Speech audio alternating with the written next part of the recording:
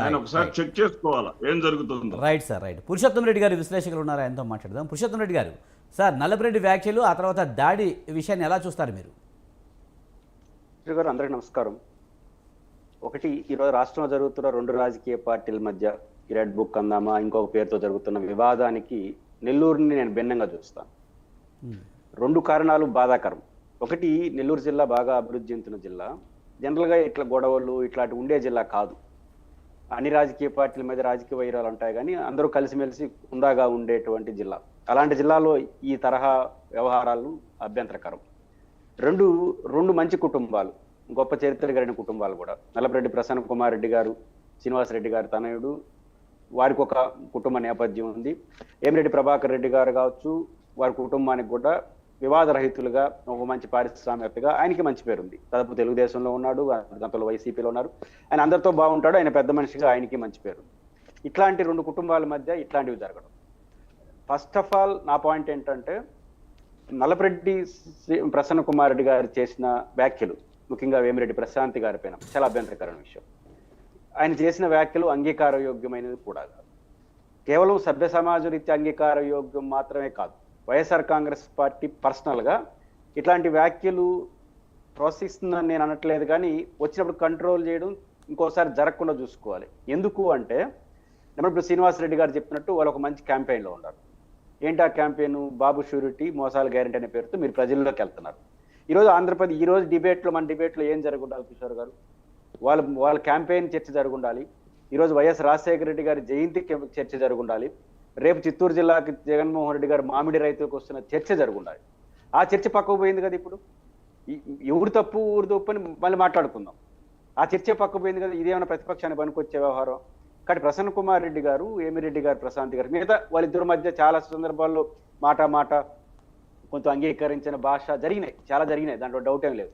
But నిన్న వ్యాఖ్యలు నేను భిన్నంగా చూసేది ఏంటంటే, మీకు సంబంధం లేని విషయం. ప్రశాంత్ గారి మీద వ్యక్తిగత ఆరోపణలు, అవినీతి ఆరోపణలు ఏమైనా చేసుకోండి, కానీ నిన్న చేసిన వ్యాఖ్యలు ఏంటి? తన భర్తని ఏదో చేస్తున్నారు, మీరు జాగ్రత్తగా ఉండండి, చాలా అభ్యంతరకర విషయం. వాళ్ళ భార్య భర్తలు ఒక సున్నితమైన అంశాన్ని డైరెక్ట్గా పేర్లు పెట్టి అంత సీనియర్ పొలిటీషియన్ అలా మాట్లాడచ్చా? అది అభ్యంతరకరం కదా. దీని వైసీపీ వాళ్ళు వెంటనే ఆయన కంట్రోల్ చేయాలి, ఇంకోసారి ఇట్లా చేయొద్దని. ఇది మంచి పద్ధతి కాదు, ఆ పార్టీకి కూడా గౌరవాన్ని కాదు. మహిళ కదా ఆమె, అట్లాంటి ఆమె పట్ల నీ భర్తను ఏదో చేసేస్తా ఉంది, నువ్వు జాగ్రత్తగా ఉండన్నా, ఆయన మంచోడు, ఇది యథాలాపంగా చెప్పిన మాట కాదు, పరాకాష్ఠకి చేసిన వ్యాఖ్యలుగా నేను భావిస్తున్నాను. వైసీపీ ఇట్లాంటి వాటిని ఎంకరేజ్ చేయకూడదు, ఖండించాలి. ఎందుకు ఖండించాలంటే, మంచిది కాదని మాత్రమే కాదు, అధికార పార్టీ మీరు ఆయుధాలు ఇస్తున్నారు.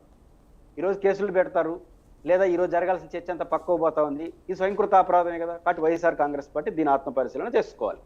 అట్ ద సేమ్ టైం ఇప్పుడు తెలుగుదేశం నాయకులు మాట్లాడుతూ నేను విన్నాను, ఆయన కూడా అభిప్రాయాలు మార్చుకోవాలి. ఇప్పుడు దీన్ని ఖండించండి, మధ్యలో మా రాయలసీమను తీసుకొచ్చి ఎందుకు లింక్ చేస్తారు? రాయలసీమ కల్చర్ అంటారు, ఏం తెలుసు ఆయన నాకు తెలియదు, కానీ రాయలసీమ కల్చర్లో మహిళలపైన దాడులు చేయరండి.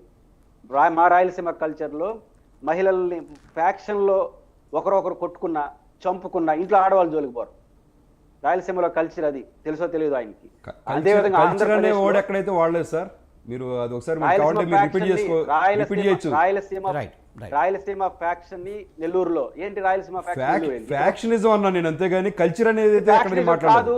ఇది ఫ్యాక్షనిజం కూడా కాదు. రాదు, వ్యక్తిగతంగా కల్చర్ అనేది ఎక్కడ మాట్లాడలేదని చెప్తున్నాను మీకు. ఇది అసలు అంగీకరించినటువంటి, ఇది ఎక్కడ జరగదు. ఒక మహిళను ఆయన అవమానించడం, వాళ్ళు చీలు కొట్టడం ఎక్కడ జరుగుతుంది? ప్రపంచంలో ఎక్కడ జరగదు. ప్రపంచం ఆంధ్రప్రదేశ్ డీజీపీ ఇప్పుడు అధికారంలో ఉన్నారు కదా, లెక్కలు తీయండి. తక్కువ నేర ప్రవృత్తి రాయలసీమలో ఉంది ఈ రోజు కాదు, ఉమ్మడి రాష్ట్రంలో కూడా. కాబట్టి ఏదో సినిమాల్లో 4 సినిమాలు బాంబులు వేసేసి అదే రాయలసీమ అని చెప్పదు. ఇది ఫస్ట్ పాయింట్.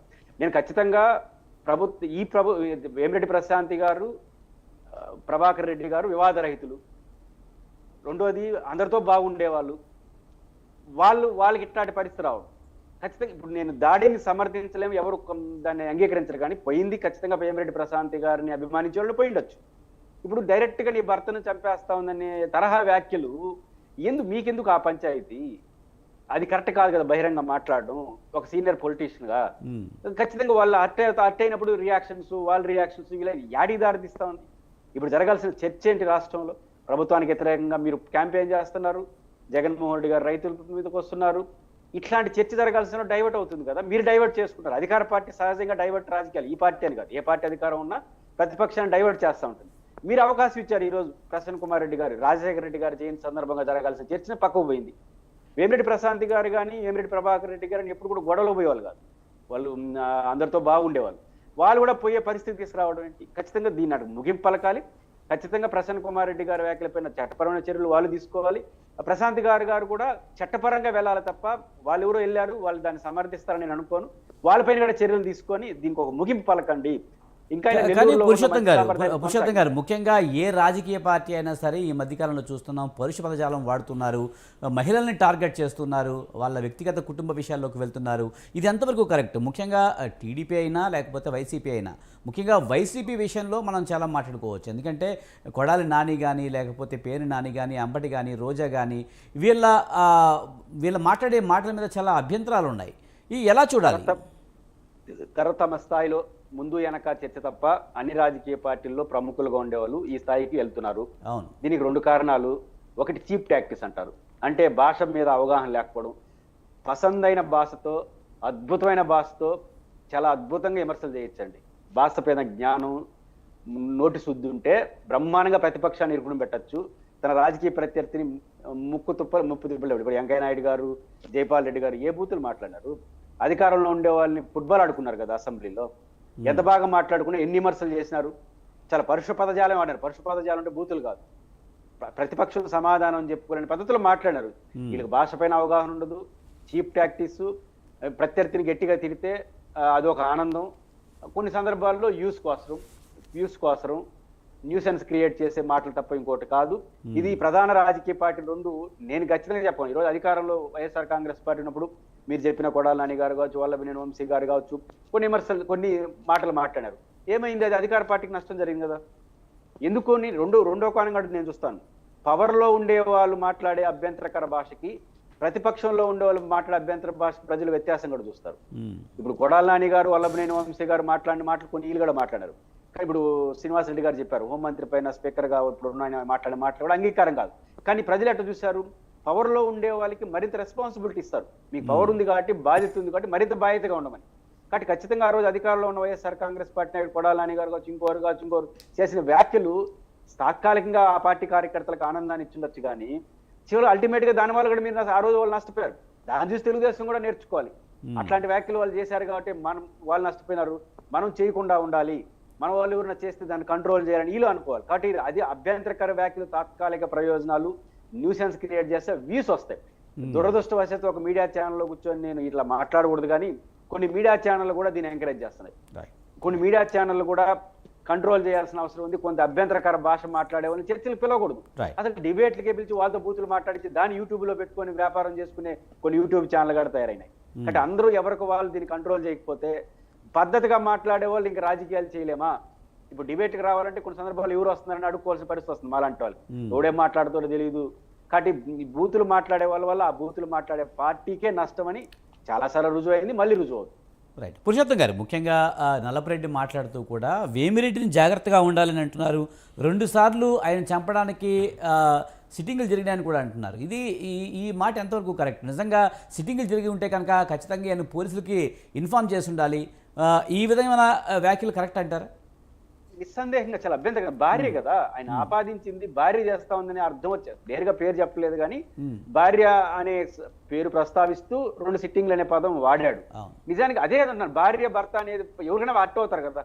భార్య అయిన భర్తని ఏదో చేయడానికి ప్రయత్నిస్తానని మాట్లాడడం అనేది అర్థం వచ్చేది హర్ట్ అవుతారు ఎవరైనా, మహిళ కదా. కానీ చాలా అభ్యంతరకరం. రెండో అంశం, మీకు అంతగా ప్రభాకర్ రెడ్డి మీద అభిమానం ఫోన్లో చేసి చెప్పండి అంటున్నా.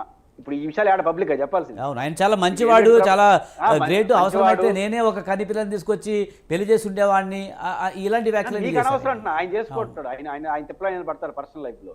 మీరు ఏమంటారంటే ఆయన అభిమానం కోరేవాడైతే అలాంటి సమాచారం అంటే ఫోన్ చేసి చెప్పండి, మీకు ఇట్లాంటి థ్రెట్ ఉందన్నా చూసుకోండి అని చెప్పండి. ఆయన చేసుకుంటాడు కదా, నిజంగా శ్రేయస్సు కోరేవాడు. మీకు ఎందుకు అంటున్నాను, వాళ్ళు ఏరే పార్టీ వాళ్ళు మీ పార్టీ నుంచి వెళ్ళిపోయినారు, వాళ్ళ వ్యక్తిగత జీవితం, వాళ్ళ సంసార జీవితంలో జరిగే పరిణామాలతో మీకేం పని? ఒకరి సమాచారం ఉంది బాగున్నప్పుడు ఫోన్ చేసి చెప్పండి ఆయనకి, వేమిరెడ్డి ప్రభాకర్ రెడ్డి జరుగుతుందంటే ఆయన సరిదిద్దుకుంటాడు.